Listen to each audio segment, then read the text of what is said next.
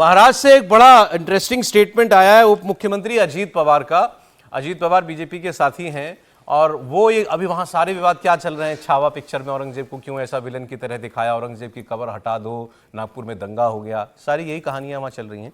और अजीत पवार ये कह रहे हैं मुसलमानों से कि आपका भाई आपके साथ खड़ा है अजीत पवार, और जो मुसलमानों को आंखें दिखाएगा या दो लोगों के बीच में झगड़ा लगाएगा उसे मैं बख्शूंगा नहीं।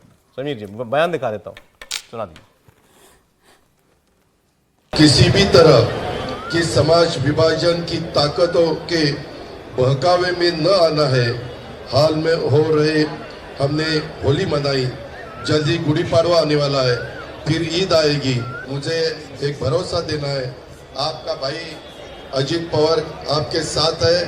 हमारी मुस्लिम भाई बहनों को जो भी आंखें दिखाएगा, दो गुटों में झगड़ा लगाकर अमन शांति को भंग करेगा और कानून को अपने साथ में लेने की बात करेगा, तो वो कोई भी हो उसे किसी भी कीमत पर बख्शा नहीं जाएगा, माफ नहीं किया जाएगा।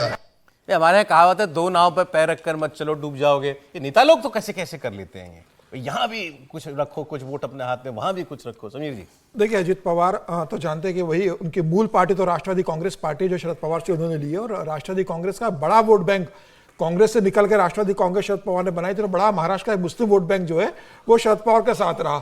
अजीत पवार को पता है कि भाई अगर वो मुसलमानों का साथ नहीं देंगे तो उनको कैसे वोट मिलेंगे। वो जानते हैं कि हिंदुत्व के जो वोटर है वो तो भारतीय जनता पार्टी, शिवसेना और एकनाथ शिंदे के साथ रहेंगे। इस गठबंधन में उनकी हैसियत तभी तक है कि अगर वो कुछ मुस्लिम वोट, कुछ सेकुलर वोट अपने साथ जोड़कर रख सके। उनकी राजनीति उसी के साथ है। और ये तो पार्टी का इस्लाम जिम खाना में पार्टी का, उन्हीं की पार्टी का ये इफ्तार का आयोजन था। अच्छा। तो अपनी पार्टी के इफ्तार आयोजन में वो गए थे, वहां उन्होंने जिक्र किया।